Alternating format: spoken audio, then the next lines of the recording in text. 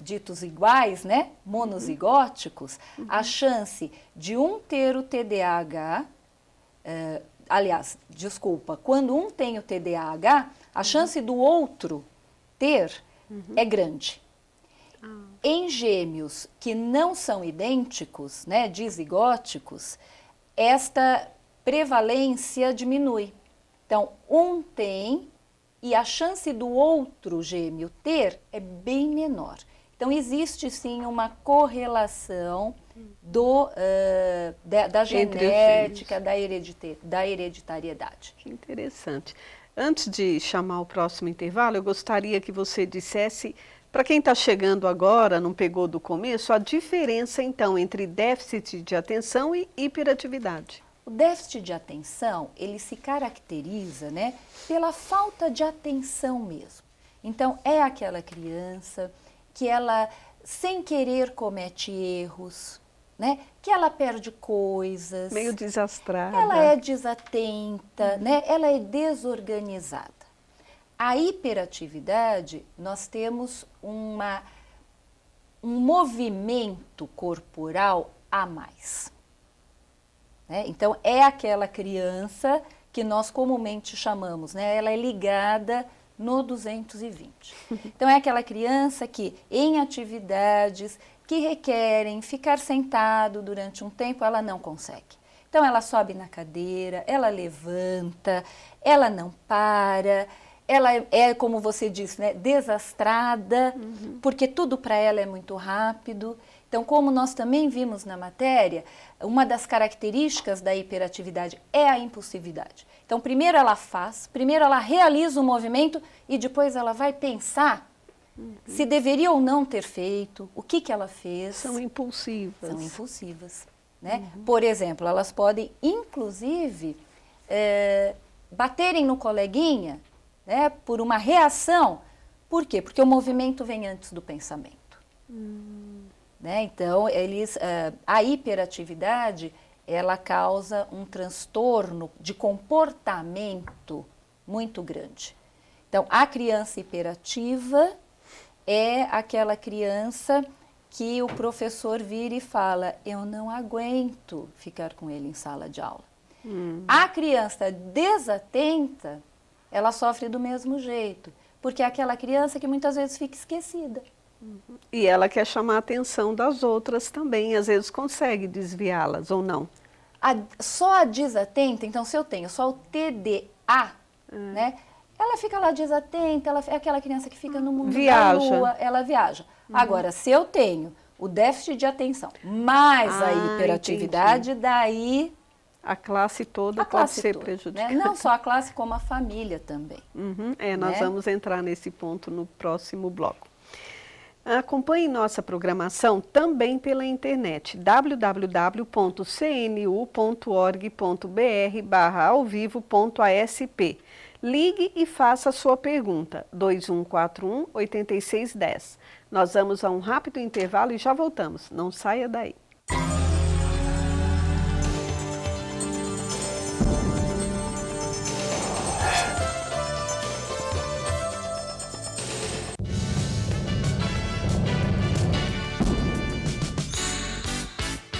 O Conselho Regional de Medicina de São Paulo e a Unisa escrevem uma nova história com o lançamento do novo Código de Ética Médica realizado no Campus 1. O objetivo principal realmente é mostrar as modificações que estão havendo em relação ao antigo Código de Ética para esse novo. Eu acho que é super importante disseminar e fazer com que todos tenham conhecimento daquilo que rege toda a vida do médico. E para comemorar o evento, médicos envolvidos na graduação, pós-graduação, residentes e alunos contaram com a presença do Dr. Renato Azevedo Júnior, conselheiro e vice-presidente do CREMESP, para uma palestra. O atual Código de Ética Médica ele já está desatualizado, ele tem 22 anos de existência. Está desatualizado porque várias coisas aconteceram na medicina moderna e na bioética que precisam ser atualizados. Então, o que está ocorrendo, na verdade, não é transformação radical, mas é uma atualização do atual código. O novo Código de Ética Médica surpreende e, de cara, corresponde com os objetivos de alunos de várias áreas da medicina. Acho que a palestra é muito importante para a gente poder se respaldar, né, no novo código, estar ciente das mudanças e se precaver. Algumas novidades a gente já tem acompanhado durante esses 2 anos da mudança, né? Algumas coisas estavam passando já na TV. Como aluno, eu acho que é muito importante para esclarecer, para a gente ter uma noção a respeito do que a gente vai poder encarar lá na frente. E o Dr. Jorge Adib alerta. A Unisos acho que não poderia ficar fora disso, principalmente o hospital, da onde a gente exerce a diretoria, de notificar todos os profissionais que exercem de que há necessidades de mudanças por conta desse novo Código de Ética.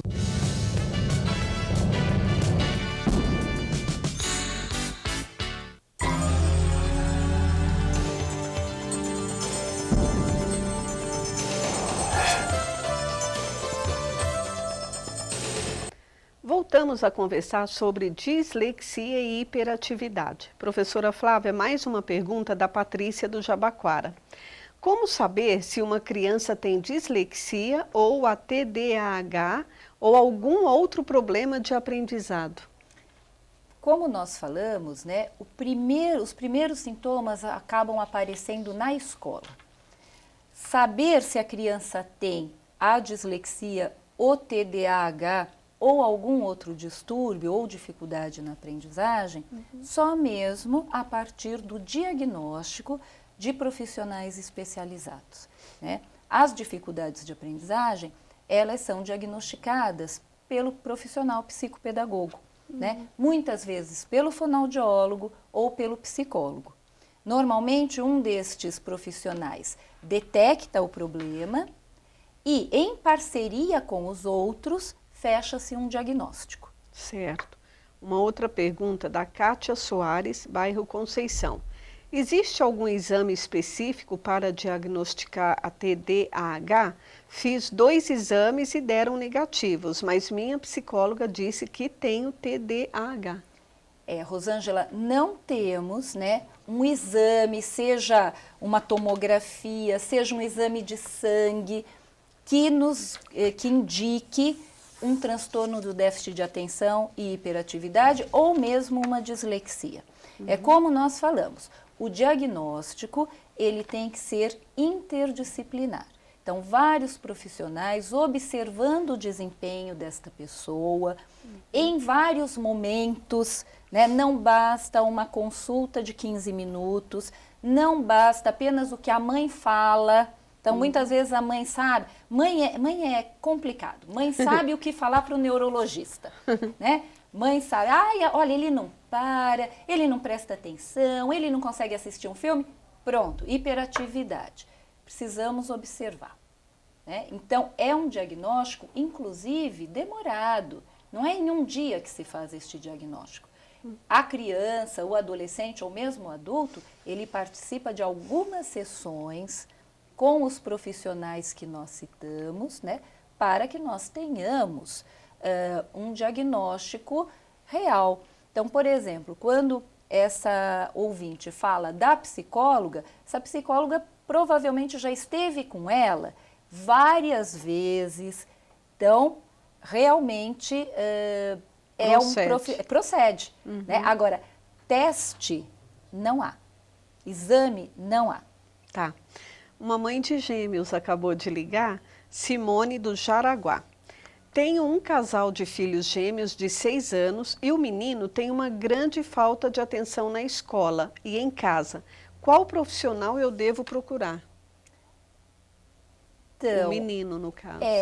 A gente precisa ver qual é o nome dela, Simone, Simone. né? Simone, primeiro nós precisamos ver se esta desatenção está realmente prejudicando o seu filho. Criança de 6 anos, ela tem movimentos a mais, ela não para, eventualmente ela tem a desatenção. Então, um fator importante que nós temos que observar está havendo, né, uma dificuldade em algum ponto da vida desta criança? Daí nós encaminharemos, né? Você pergunta, qual o profissional? Num primeiro momento, você pode levar a um psicólogo ou a um psicopedagogo, que, se necessário, fará os encaminhamentos. Mas primeiro, porque também, senão a gente acaba achando que toda criança é hiperativa ou desatenta. A minha mãe tem um ditado assim: criança quieta é criança doente. Sem dúvida. Que é o contrário, né? A criança normal, ela... Então, uma das características para se fechar o diagnóstico é exatamente esta, né? Esta criança, ela está sendo prejudicada por esta desatenção, por este movimento a mais, ou não? Ou ela consegue realizar as tarefas normalmente, ela apenas incomoda um pouquinho o adulto que fica do lado dela, né? Uma outra, da Bianca Moura, de Piraporinha. É possível ter TDAH e dislexia juntas? É possível, mas, veja, nós não atrelamos o quadro de TDAH com o quadro de dislexia, né? Por exemplo, eu posso ter uma depressão e ter dislexia, mas não necessariamente estes quadros estejam atrelados. Né? Então, pode sim, a pessoa pode ter, né? Coitada, a dificuldade dela vai ser maior. Bem maior. Em nível institucional, qual o enfoque pedagógico que mais funciona para todas as crianças no geral? Da escola. Da escola, né? Pois é, a escola ela tem que estar frente a uma criança com um destes quadros, tanto a dislexia quanto o TDAH, ela tem que estar amparada por uma equipe de profissionais que trabalhem com esta criança, né? É muito difícil para a escola ter uma criança hiperativa na sala de aula. A criança hiperativa, ela realmente descompensa o ritmo da sala de aula. Então, nós precisamos, primeiro, né, o professor, falamos já da formação, sim, né? Então, a gente precisa de um professor que busque informações a respeito do quadro daquela criança, que busque com o próprio profissional que trabalha com esta criança orientações de como atuar em sala de aula. E a criança precisa estar respaldada por esse profissional também. O que nós observamos? Que a criança na escola, se ela está sendo acompanhada adequadamente pelos profissionais da área de saúde e educação, no caso do psicopedagogo, a evolução dela tende a ser muito boa. Mas a escola precisa deste suporte, não só a escola como a família também, né? De uma orientação. Como, né, nós podemos auxiliar esta criança. E a escola vai ter que lançar a mão de alguns recursos. Por exemplo, no caso da dislexia, não que a criança seja privada da escrita, mas às vezes ela pode ser submetida também a uma avaliação oral, para ajudar a compor aquela nota dela. Enunciados de provas mais curtos, né? No caso dela ler, ela lê. Só que se o texto for muito grande, a criança disléxica e mesmo a criança desatenta, ela se perde. Então, uma prova com um enunciado mais curto, com uma questão reduzida, já ajuda muito a criança. Né? Uma prova não tão longa, sim, também. Então, a escola pode lançar mão de alguns recursos, né, para facilitar um pouco a vida desta criança. Não é não cumprir o seu papel, que é ensinar conteúdos. Esta criança, como nós falamos, ela não tem um problema de inteligência, ela é uma criança inteligente que pode aprender, mas talvez ela necessite de alguns recursos especiais. E é importante os pais confiarem na escola. Sem dúvida, né? No profissional que trabalha com esta criança e na escola. Nós recebemos outra pergunta, a Célia do Jabaquara. Meu filho já tem 20 anos e tem dislexia desde pequeno. Com essa idade, ele pode ter uma melhora com o tratamento? Onde ele pode buscar o diagnóstico e o tratamento? Célia. Tá. Célia, me parece que ele foi diagnosticado eu não sei muito bem, né, por qual profissional ele foi diagnosticado. No caso dele, ele está com 20 anos. Submetido a um trabalho adequado, ele pode sim apresentar melhoras. Uma dica, né, que eu deixaria é, no caso de suspeita de dislexia, procurar a própria Associação Brasileira de Dislexia, que faz este diagnóstico gratuitamente. Existe uma lista de espera, depois, no final do programa, a gente pode deixar o telefone da Associação de Dislexia. Então, você e o seu filho podem procurar a Associação Brasileira de Dislexia para ter um diagnóstico que confirme ou não. Porque, como nós dissemos, ele pode, de repente, ter um outro problema de aprendizagem que não seja a dislexia. É que aqui nós não temos, nós não sabemos como que foi feito este diagnóstico. Certo. Né? Nós estamos conversando sobre dislexia e hiperatividade. Nós vamos a um rápido intervalo e já voltamos para o último bloco. Não saia daí.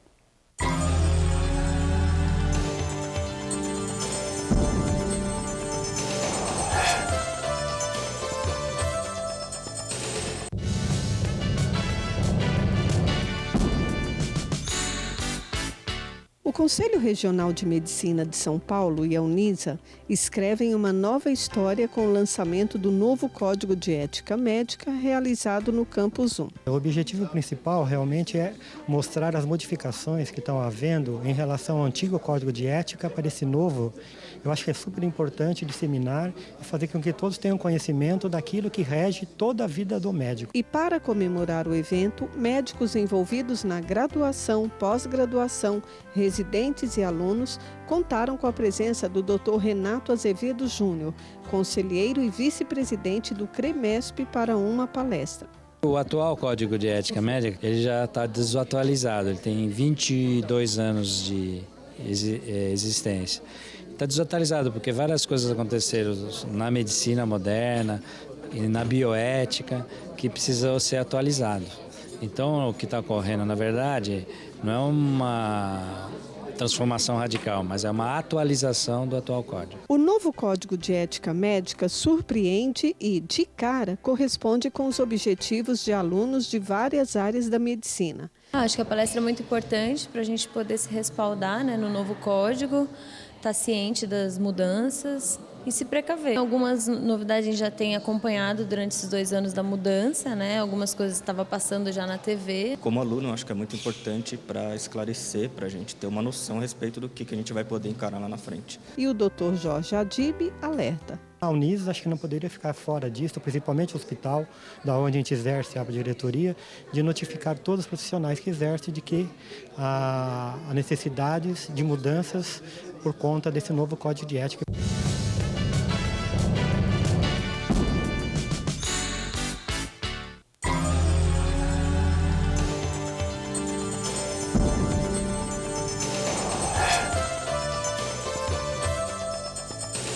Voltamos para o último bloco do nosso papo com a professora Flávia sobre dislexia e hiperatividade.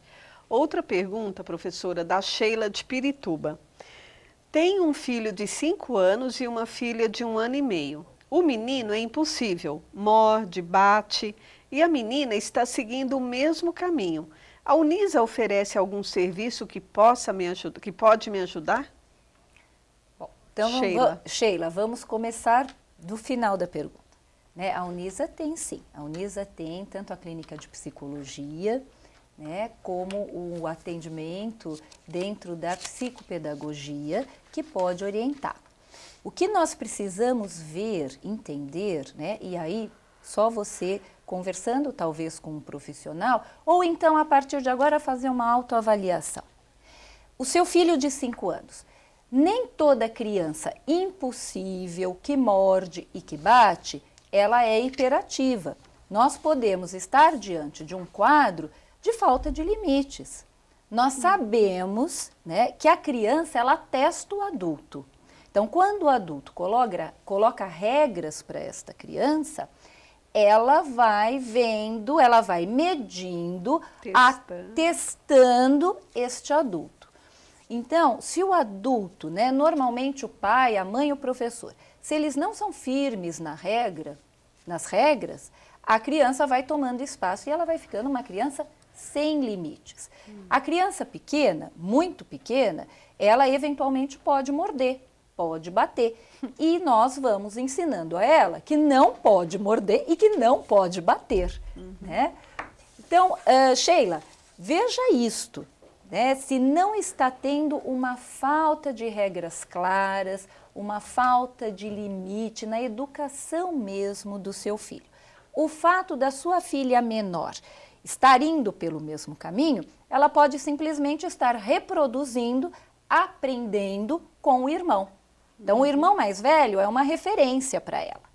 Então, ela pode estar simplesmente reproduzindo o que o irmão está fazendo. E está sendo uma ótima aluna. Isso criança aprende rápido. Rápida, né? Então, professora, qual a necessidade dos limites na vida dos filhos durante, no caso aí, antes da fase escolar? Os limites são necessários, então? Muito necessários, né? E daí, Rosângela, a gente entra na questão do papel dos pais, né? Quem primeiro ensina a criança, né, as normas de convívio social são os pais. Então, os pais vão apontando para esta criança o que ela pode ou não fazer. E o pai e a mãe não podem ter dúvida. A criança, o que ela quer é um sim ou não. Então, pode morder? Não pode morder. Pode bater? Não pode bater. E não interessa a idade. Porque, às vezes, nós pegamos adultos falando assim, bate porque é pequenininho. Ele bate porque ele é pequeno, mas imediatamente ele tem que ter a resposta do adulto, que não pode bater. Senão ela acha normal bater. Ela vai aprender a bater, que bater é normal. E para assimilar ele tem que ouvir o não. O não do adulto. Né? Claro que um não adequado. Sim, explicar na linguagem da criança. Sim, mas um não categórico. Não pode. Não pode mexer em alguma coisa que esteja na mesa. Claro, a criança ela vai tentar, mas aos pouquinhos o adulto vai norteando esta criança. Sim. Hoje, e qual a importância das crianças terem hábitos de estudos, criarem uma rotina nesse sentido?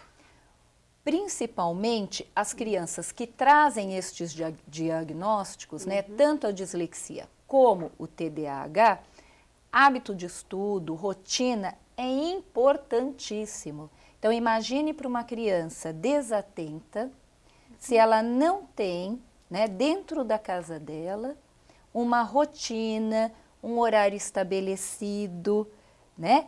Volto a dizer, uma voz do adulto ajudando ela a se organizar, né? Vira o caos total. A mesma coisa para a criança disléxica e para a criança hiperativa. Lembrando que é difícil, porque nós vamos estar justamente tentando combater a dificuldade dela, que é de manter o hábito, de estudar. Estudar vai ser uma dificuldade para estas crianças, em ambos os casos. E a criança tende a fugir desta situação. Então, daí nós precisamos parceria família-escola, no sentido de ajudar esta criança a enfrentar este problema e não recuar, né, perante o problema, que daí o quadro dela vai se agravar. E a modernidade está aí, os produtos eletrônicos, a internet e tal. Mas lição de casa, brincar, assistir TV, fazer leituras, usar o computador. Então, é possível administrar tudo isso? É possível, é necessário.